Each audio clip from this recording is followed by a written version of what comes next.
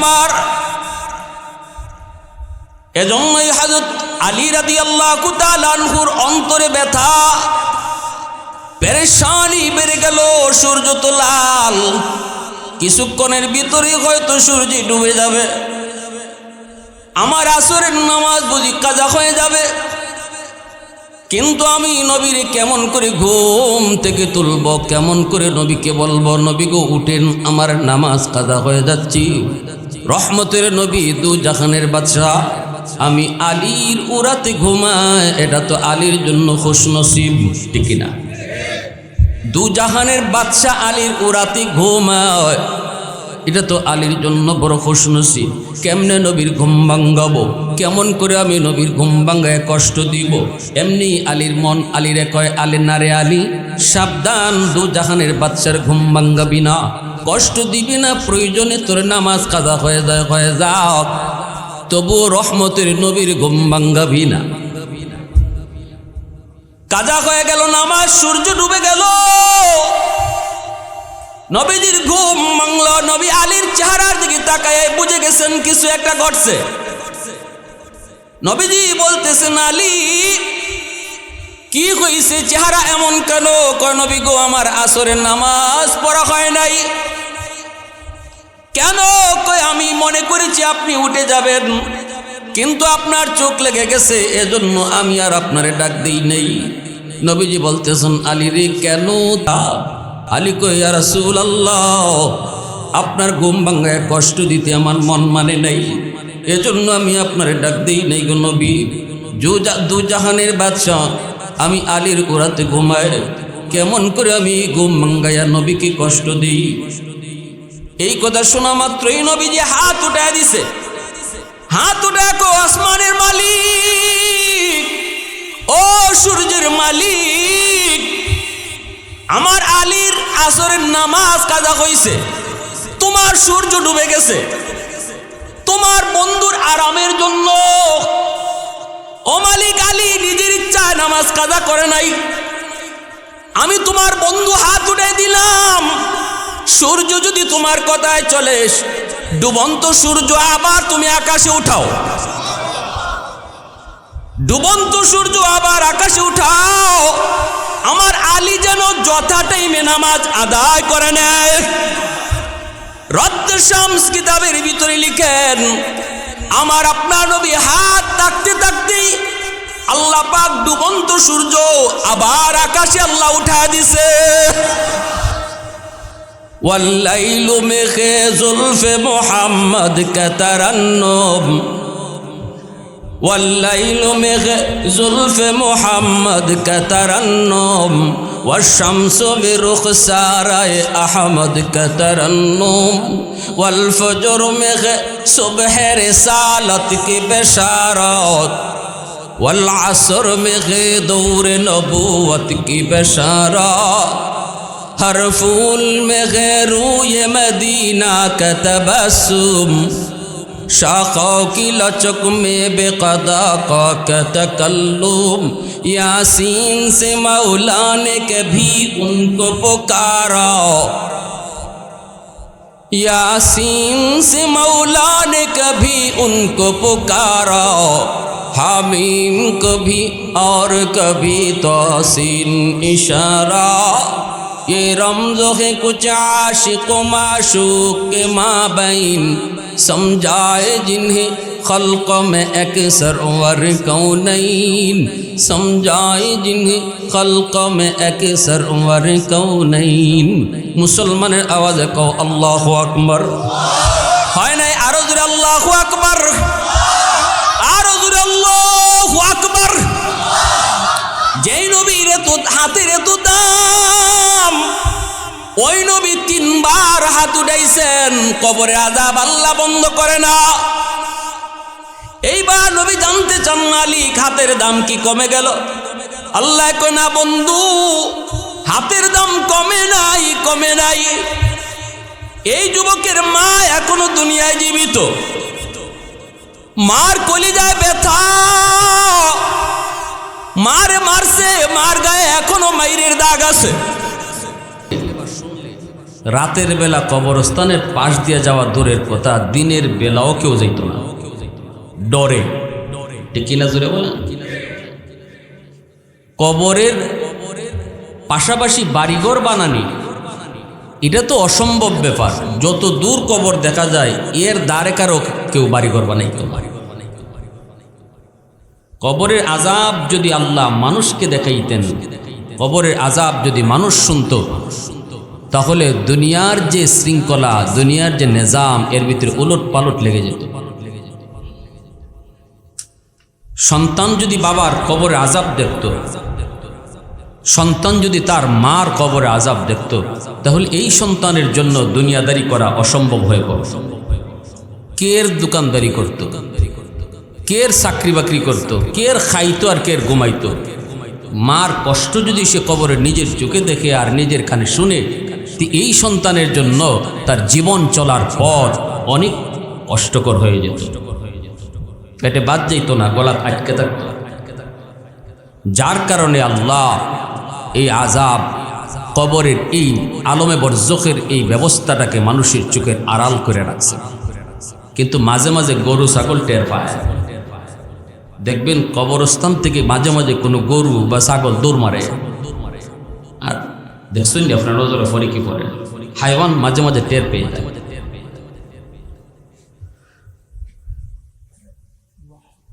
প্যারে হাজিরিন, ভয়ঙ্কর এক জায়গা কবর জগৎ, যেখানে গেলে পড়ে একজন মানুষের সামনে ফেরেশতা এসেই প্রশ্ন করবে তিনটা। আমি ওই দিন হাকিমুল উম্মত মুজাদ্দিদ মিল্লাত মাওলানা আশরাফ আলী থানভী রাহমাতুল্লাহি আলাইহির একটা কিতাবের মধ্যে একটা মিসাল পড়ছি, খুব ভালো লাগছে আমার। এটা আমি আপনাদের সাথে শেয়ার করি। কবরের বিষয়টা, যে সমস্ত মানুষ আখিরাত বিশ্বাস করে না বা চোখে দেখি না যা বিশ্বাস করি না তা, এই থিওরিতে যারা বিশ্বাসী, এরা মনে করে যে এই সমস্ত হুজুরদের কথাবার্তা এগুলা ডল লাগানি কথা, এটা ফাও কথা। কবরের আশেপাশে যাই, দেখি না, শুনি না। তিনি বলেন যে এক লোক মাছ শিকার করতে গেছে, বড়ি দিয়া মাছ পাইছেন না নি মাঝে এখানে কেউ কেউ। তো মাছ শিকার করতে গেলে দেখবেন বড়ির মধ্যে একটা বড়ি যে লাগায়, এটা কিন্তু তেরা বেড়া, বড়িটা একটু বাঁকা না, এই বাঁকা বকিটা বড়ির মধ্যে একটা আদার দেয়, আদারটার ভিতরে বড়িটারে ঢুকায় যেন মাছে দেখতে না পায়। কিন্তু আদারটা দেয় খুব মজার, সুস্বাদু, সুঘ্রাণ।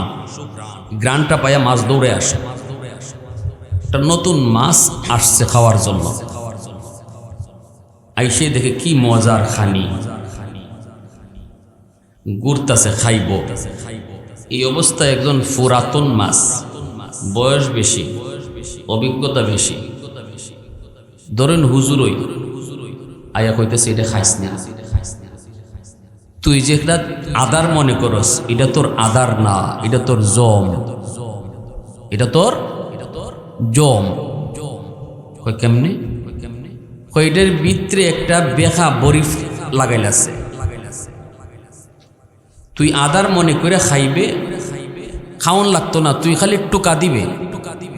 এমনি উপরে শিকারি বাঁশের কোড়া লইয়া একটা সুতা ঝুলাইয়া গাঙ্গের ফারো বই রইছে, ছোট একটা চুটকাটি আছে পানির উপরে, টোকা দেওয়া মাত্রই চুটকাটিটা লড়ব আর শিকারি টের পাইব তুই আইছো,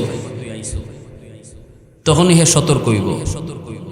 এরপরে তুই মুখো ঢুকাইবে, ঢুকাইয়া যেই দৌড় দিতে চাইবে, তখনই চুটকারিটা নিচের দিকে ঢুকবো আর শিকারি বুঝবো তুই মুখে নিছ।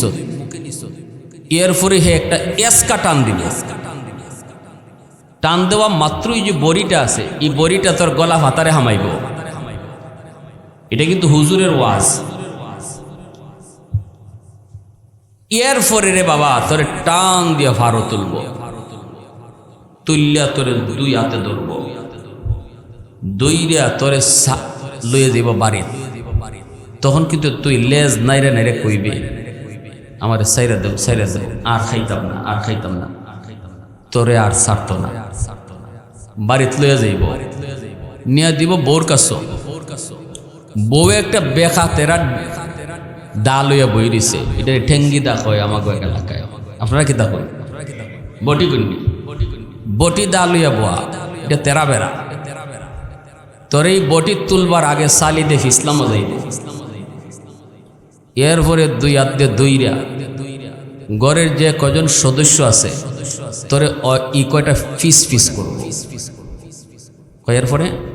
এরপরে তোরে চুলার দ্বারও নিব, লোয়ারি একটা বয়সে তেল গরম করতেছে, এই গরম তেলে তোরে ফালাইয়া বাঁচবো। এরপরে তোরে 32টা দাঁত দিয়া সাবাইয়া সাবাইয়া খাইব। ওয়াশটা শূন্য, নতুন মাছ যেটা আইছিল খাওয়ার লাগে এর শিরা ঠান্ডা। উস্তাদ এরপরে আর কিছু না, এখন তোর বুঝ, তুই খাইলে খাইতেও ফরস, না খাইলে নাই। আমার ওয়াজ আমি কইরা গেলাম, যেটা বাস্তব, যেটা সত্য। ঠিক আছে হুজুর। হুজুর গেছেন গিয়া, যাওয়ার পরে এই আদারের সাইড দিকে ঘুরে আর বড়ি খুঁজে। হুজুরে যে কইল একটা বড়ি লাগাইল আছে, ইটা কই দেখি না নি। কিতা কয়? হুজুর যে আমারে কয়ে গেল একটা বড়ি আছে, খাইলেই গলা ভাতারে হামাইব, কই বড়ি দি দেখি না। আবার মাঝে মাঝে উফরে চায়, কইল উফরে একজন শিকারি বোয়া, তাও তো দেখি না। বুঝছি মূলত হুজুরে মিশা কথা কইছে, আমারে হরাইয়া ফরাইয়া হুজুরে খাইতে না, আমি তাইন্ডে খাইবার দিব না, আমি খাইব। যেই মাত্র আধারে টুট লাগাইছে, চুটকাটি লড়ছেনি, আসেননি কেন কেউ? চুটকাটি লড়ছেনি, শিকারি টের পাইছেনি, আর শিকারি বাউদুরিয়া খালি দম লো, খালি মুখে হারাও। মুখে হারাইছে, হারাইয়া যেই মাত্র খালি ডুব দিবার চাইছে, চুটকাটি নিচে আইছে, বেটাই দিছে এসকা টান। গলা পাতারে লাগছেনি, টান দিয়ে উফরে তুলছে। তুললিয়া যখন দুই হাত দিয়ে ধরে, তখনই মাছের লেজ নাড়ে আর কয়, হুজুর যা কইছিল ঠিক কইছিল, আমি যা বুঝছি ভুল বুঝছি, আমারে আরেকবারের মতো সুযোগ দিলাও, আমি জীবনে আর খাইতাম না। আসুননি কেন কেউ শিকারি আরেকবার সাইডে দিতাম, মাস্টারে দয়া করে। হ্যাঁ বুঝছে না, নুতে সাইডে দিন না আরেকবার। হ্যাঁ, যত লেজ নাড়ে অত আরো জোরে যাইতে ধরে, ঠিক না নি? যত হয় আমারে আরেকটা বার সুযোগ দিলাম, আর জীবনে খাইতাম না। শিকারি আরো জোরে যাইতিয়া ধরে, দইরা নিয়া যা ওয়ার সবই হইছে। হুজুর যা কইছিল ঠিক একরিটি ঘটছে। পদে পদে যে মানুষটা কবরের পাশ দিয়া যায় আর কয় হুজুররা ইতা যে ওয়াজ করে, ইতা মিশা ওয়াজ করে, ওই আখেরাতের কথা কয়, কবরের কথা কয়, জাহান্নামের কথা কয়, কই আমরা দিয়ে কোনো টেট্টুর পাই না। যেদিন মালাকুল মৌত আজরাইল গড়ে ঢুকবো, আল্লাহ তার চোখের সামন থেকে কুদরতি পর্দা সরাইয়া দিব, দুনিয়াও দেখবো আখেরাতও দেখবো। ওই দিন থেকেই শুরু হইব, আমি যা বুঝছি ভুল বুঝছি, হুজুর যা কইছিল ঠিক কইছিল, ঠিক না? তখনই বুঝবো। হায়রে, মিনহা খালাকনাকুম ওয়া ফিহা নুঈদুকুম ওয়া মিনহা নুখরিজুকুম তারাতান উখরা। আল্লাহ পাক বলেন, মাটি থেকে তোমাদেরকে বানাইলাম, আবার মাটিতেই নিয়ে নিব, মাটি থেকে আবার তোমাদেরকে তুলব। ভাইরা বন্ধুরা মনে রাখবেন, উলামায়ে কেরাম যা কয় নিজের থেকে কিছু কয় না, যা কয় আল্লাহর কালাম আর নবীর হাদিস থেকে কয়। পকেটের কথা যদি কই তোর যুবক, সন্দেহ ছিল বিজ্ঞানীর কথা ভুল হয়, ডাক্তারের কথা ভুল হয়, কিন্তু আমার আল্লাহর কথা আর আল্লাহর হাবিবের কথার ভিতরে কোনো ভুল। কবর জগৎ এমন এক ভয়ঙ্কর, যেখানে যাওয়া মাত্রই শুরু হয়ে যাবে তার উপরে সওয়ালার জবাব। প্রথম প্রশ্নটাই করা হবে, মার রাব্বুকা ওয়া মা দীনুকা ওয়া মান হাদার রাজুল আল্লাযী বুইসা ফীকুম ইউকালু লাহু মুহাম্মদ।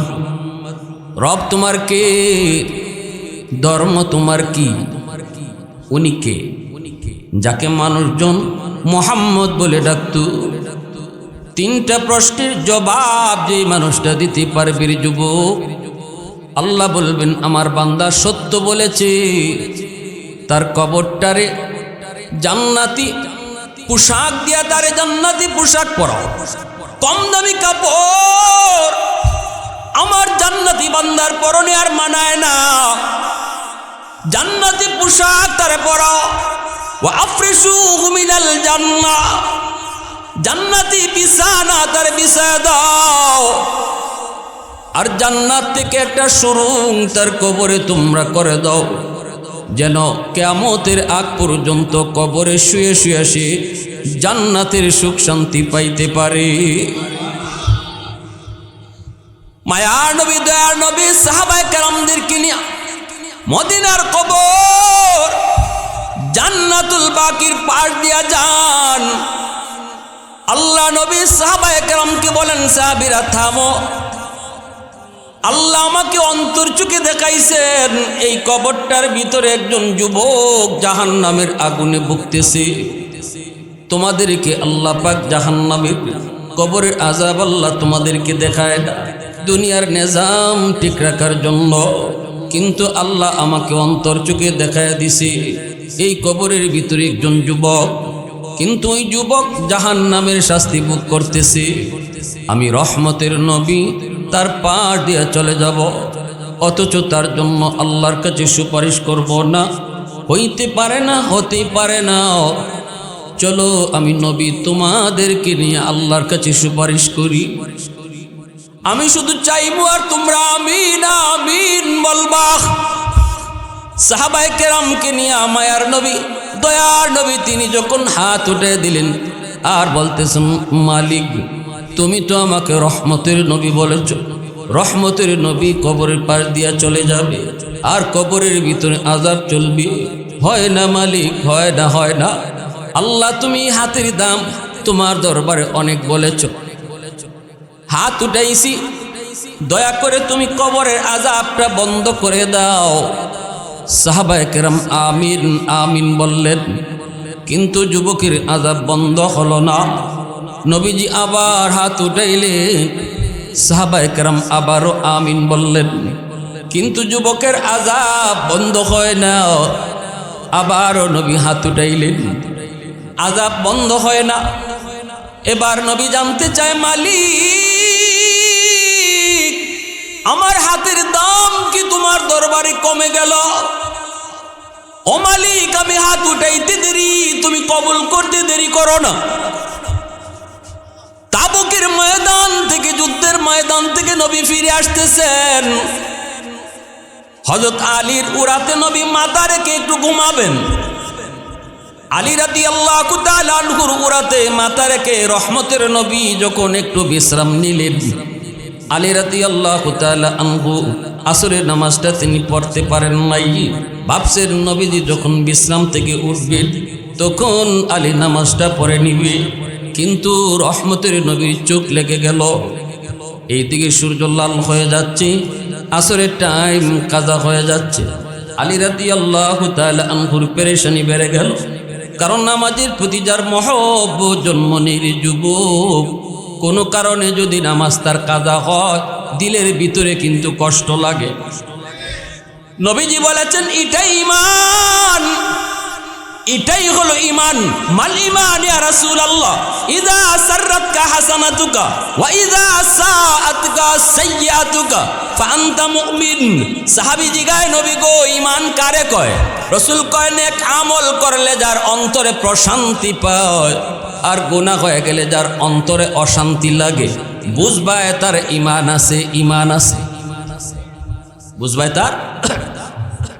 এটা হলো ঈমানের স্কেল, ঈমান মাপার স্কেল। ইসলামের পক্ষে কথা শুনলে যার ভালো লাগে, ইসলামের বিপক্ষে কথা শুনলে যার আঘাত লাগে বুঝতে হবে তার ঈমান আছে।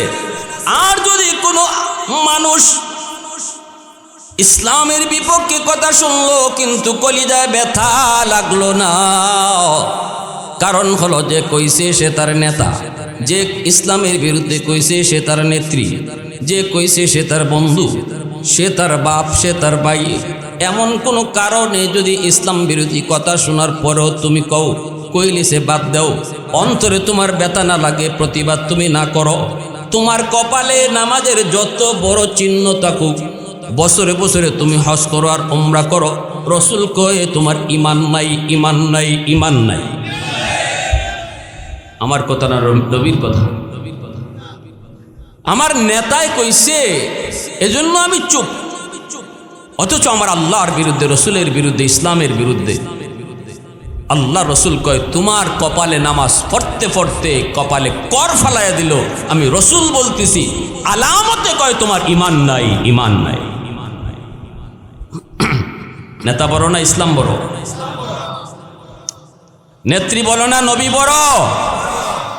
আমি নেতার কথা মানব ততক্ষণ যতক্ষণ আমার রসুলের বিরুদ্ধে কথা না কয়, দল করব ততক্ষণ যতক্ষণ ইসলাম বিরোধী কথা না কয়। কেউ এই দোয়া করে না, আল্লাহ মরণ যেন আমার যে দল করি দলের উপরে হয়, ইজাদ দোয়া কেউ করে না। মুসলমান দোয়া করে মরণ যেন ঈমানের হালতে হয়। তাহলে আমি আল্লাহর কাছে এই কথা বুঝাইলাম মুখে যে আমার দল বড় নয়, ঈমান বড়, নেতা নেত্রী বড় নয়, আল্লাহ রসুল বড়। এরপরে মুখে কইলাম আর কাজে দেখাইলাম ভিন্নতা, কাজে দেখাইলাম ভিন্নতা, এর নাম ঈমান না, ঠিক কিনা ভাইরা আমার? এজন্যই হযরত আলী রাদিয়াল্লাহু তাআলা আনহুর অন্তরে ব্যথা, পেরেশানি বেড়ে গেল। সূর্য তো লাল, কিছুক্ষণের ভিতরে হয়তো সূর্য ডুবে যাবে, আমার আসরের নামাজ বুঝি কাজা হয়ে যাবে। কিন্তু আমি নবীরে কেমন করে ঘুম থেকে তুলব, কেমন করে নবীকে বলবো নবী গো উঠেন, আমার নামাজ কাজা হয়ে যাচ্ছি। রহমতের নবী, দু জাহানের বাদশাহ, আমি আলীর উরাতে ঘুমাই, এটা তো আলীর জন্য খুশনসিব, ঠিক না? দু জাহানের বাদশাহ আলীর উরাতে ঘুমায়, এটা তো আলীর জন্য বড় খুশনসিব। কেমনে নবীর ঘুম ভাঙ্গাবো, কেমন করে আমি নবীর ঘুম ভাঙ্গায় কষ্ট দিব? এমনি আলীর মন আলীরে কয়, আলী না রে আলী, সাবধান, দু জাহানের বাদশার ঘুম ভাঙ্গাবি না, কষ্ট দিবি না, প্রয়োজনে তোর নামাজ কাজা হয়ে যায়, হয়ে যাও, তবুও রহমতের নবীর ঘুম ভাঙ্গাবি না। কাজা হয়ে গেল নামাজ, সূর্য ডুবে গেল, নবীজির ঘুম ভাঙল। নবী আলীর চেহারার দিকে তাকায় বুঝে গেছেন কিছু একটা ঘটছে। নবীজি বলতেছেন, আলী কি হইছে, চেহারা এমন কেন? কয় নবী গো আমার আসরের নামাজ পড়া হয় নাই। কেন? কয় আমি মনে করেছি আপনি উঠে যাবেন, কিন্তু আপনার চোখ লেগে গেছে, এজন্য আমি আর আপনারে ডাক দিই নেই। নবীজি বলতেছেন, আলী রে কেন? আলী কয়, ইয়া রাসূলুল্লাহ, আপনার ঘুম ভাঙায় কষ্ট দিতে আমার মন মানে নাই, এজন্য আমি আপনারে ডাক দিই নাই গো নবী। দু জাহানের বাদশাহ আমি আলীর উরাতে ঘুমাই, কেমন করে আমি ঘুম ভাঙ্গাইয়া নবীকে কষ্ট দিই?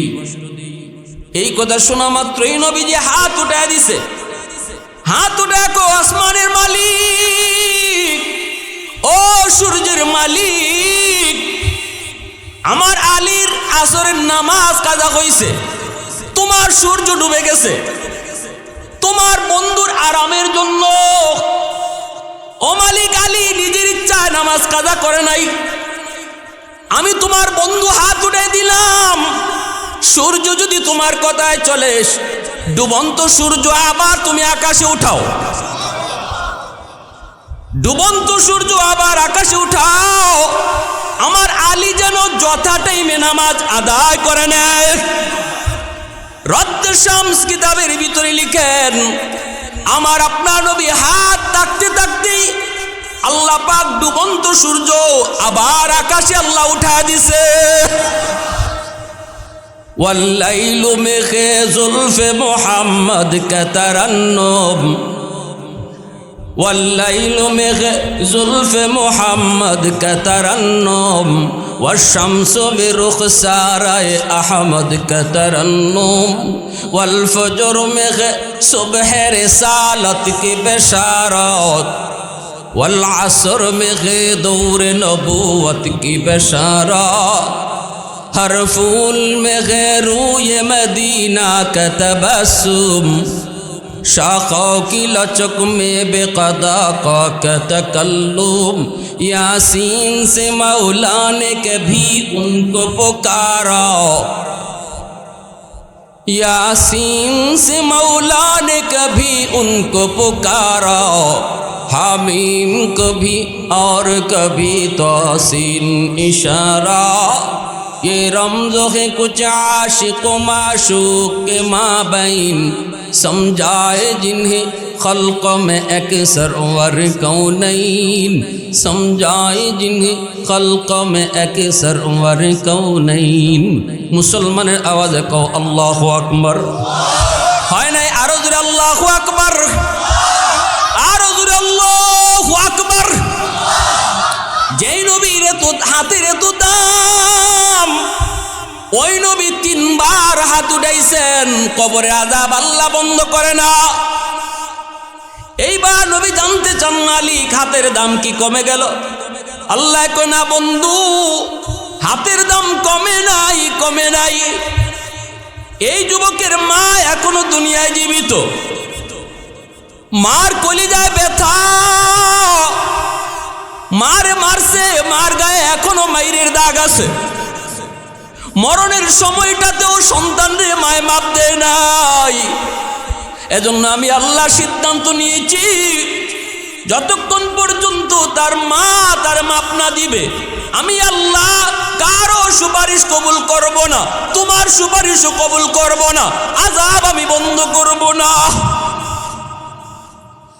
এই কথা শোনা মাত্রই নবীজি হাত নামায় ফেললেন আমার আপনার নবী রহমতের নবী উম্মতের কান্ডারি নবী সাহাবীদেরকে বলেন সাহাবীরা দৌড়ে যাও যায় তার মাকে আমার সালাম জানাও মহিলা আসলে পরে নবী কই মা গো কবরটা চিনোনি মহিলা চোখের পানি ফেলে কান্দে আর কই নবী এই কবরটা হলো আমার সন্তানের কবর নবীজি বলতেছেন সন্তান বুঝি তোমার অনেক কষ্ট দিয়েছি তোমার কলিজায় নাকি অনেক ব্যথা আমি দুজাহানের বাদশা রহমতের নবী উম্মতের কান্ডারি নবী আল্লাহর কাছে হাত উঠাইছিলাম একবার নয় গো মা তিনবার তোমার সন্তানের আযাব বন্ধ হওয়ার জন্য হাত উঠাইছি কিন্তু আমার দোয়া আল্লাহ কবুল করে না আমার সুপারিশ আল্লাহ কবুল করে না আল্লাহ জানায় দিছে তুমি মা যতক্ষণ পর্যন্ত তারে ক্ষমা না করবা আল্লাহ তার কবরের আযাব বন্ধ করবে না তাহলে বোঝা গেল বাপ মার অবাধ্য সন্তান কবরে যাওয়া মাত্রই তার কবরের আযাব শুরু হবে নবীজি বলতেছেন মা গো 10 মাস 10 দিন তুমি তো তারে পেটে নিয়েছো মাফ করে দাও মহিলা তখন মাথাটা নিচের দিকে দিয়ে দিল কথা কয় না হাও কয় না নাও কয় নবীজি আবার বলতেছেন মা একটু দয়া করো সন্তানের উপর রহম করো তুমি মাফ না করলে তার আযাব বন্ধ হবে না মাথাটা উঠায়া চোখের পানিটা মুইচা অনেক শক্ত হইয়া নবীজির দিকে তাকায় কয় নবী গো আমি কি আমার পিঠে মাইরের দাগ দেখাইমু আমি কি আমার পিঠে মাইরের দাগ দেখাইমু না গো নবী আমি এরে মাফ করবো না বউয়ের কথায় আমি মারে মারতো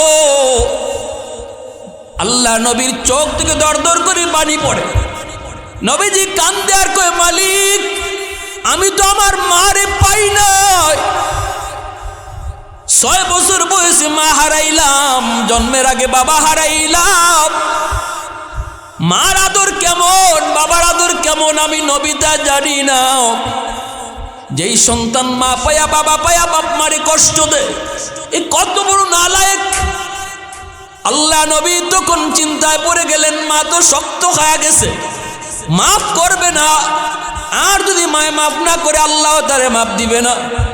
রহমতের নবী এই অবস্থায় কেমন করে ফালায়া যান? নবীজি কিং কর্তব্য বিমূঢ় হয়ে পড়লেন। এবার রাসূল একটা চিন্তা করলেন, মার দিল কেমন করে নরম করা যায়, শক্ত দিলটা কেমন করে নরম করা যায়। এবার নবী বলতেছেন, মা গো, ও মা, শক্ত হয়ে গেছে তোমার দিলটা, কবরের আযাবটা তুমি দেখতেছো না, আমি দেখতেছি। এবার রাসূল আল্লাহর কাছে আবদার করে, মালিক, আমার মন বলে কবরের আযাবটা যদি তুমি মার চোখেও আমার মতো দেখায় দাও। মা যদি নিজের চোখে সন্তানের কষ্ট দেখে, আমি নবীর মন কয় মার দিলটা নরম হয়ে যাবে। আল্লাহ তুমি আমার এই সুপারিশটা কবুল করো, কবরে আযাবটা মার চোখেও তুমি দেখায় দাও। তখনই আল্লাহ কয়, ঠিক আছে বন্ধু, তোমার এই সুপারিশ আমি কবুল করলাম। এইবার কবরের আযাবের দৃশ্য আমার নবী যেভাবে দেখতেছেন, মায়ও নিজের চোখে দেখতেছি। চোখের সামন থেকে আল্লাহ পাক কুদরতি পর্দা দুজনে সরায় দিলেন, মার চোখের সামন থেকে আল্লাহ সরায় দিলেন। এমনি মা দেখতেছে কবরের ভিতরে সন্তান আগুনে পড়ে সাপের কামড় খায়, আর মা মা কয়ে চিৎকার করে কাঁদতেছে, কারণ আযাবটা বুক করতেছে কেন এটা সে বুঝতেছে। মা মা কয়ে চিৎকার করে কাঁদতেছে, মা গো মা, মাফ করো গো মা। এই দৃশ্যটা দেখা মাত্রই দুঃখিনী মার দিলটা নরম হয়ে গেছে। চিৎকার দিয়া মায় কয়, নবী গো, ওগো নবীজি, আমার মনে কোনো কষ্ট নাই, আমি আমার সন্তানরে মাফ করে দিছি।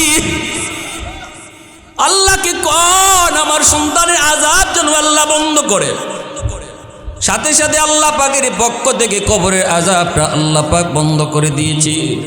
এজন্যই বলতেছিলাম রে যুবক, কবরের আযাব, কবরের সুখ দুঃখ এটা চিরন্তন সত্য। তুমি আমি চোখে দেখি আর না দেখি, আল্লাহ আমাদেরকে দেখায় না, কিন্তু আমার আপনার নবীর আল্লাহ পাক অন্তর চোখেও আল্লাহ দেখাইছে। ঠিক কিনা জোরে কও। এই কবর জগৎ কারো জন্য হবে জান্নাত, কারো জন্য জাহান্নাম। 3 সওয়াল 3 প্রশ্নের জবাব দিতে পারছো, কবর তোমার জন্য জান্নাত। যদি 3 প্রশ্নের জবাব তুমি দিতে না পারো তাহলে জাহান্নাম। এরপরই ভাইরা বন্ধুরা তোমার শুরু হয়ে যাবে হাসরের ময়দানের পরই তোমার হয়তো ফয়সালা জান্নাত নয়তো জাহান্নাম। সর্বনিম্ন যেই মানুষটারে আল্লাহ পাক জান্নাত দিব, এই মানুষটারও আল্লাহ পাক 10 দুনিয়ার সমান জান্নাত দেলাইব। কয় দুনিয়ার সমান? জোরে কও, আর একটু জোরে কও, কয় দুনিয়া? 100 টাকা জায়গা লইয়া তুমি আরেকজনের উপরে মামলা করে দিছো, ক্ষমতার বলে শক্তির বলে 150 টাকা জমি লইয়া তুমি আরেকজনের উপরে জুলুম করেছো। 150 টাকা জায়গার কারণে 10 দুনিয়ার সমান জান্নাত যে হারায়, সে বুদ্ধিমান নাকি বোকা? ইয়া হান্নানু ইয়া মান্নান, খালি চিল্লাইতেছে চিল্লাইতেছে। হাজার হাজার কোটি কোটি বছর জাহান্নামের আগুনে জ্বলল,